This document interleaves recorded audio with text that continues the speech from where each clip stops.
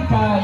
Người nông dân quê tôi hôm nay làng trên sóng dưới rộn ràng lời ca.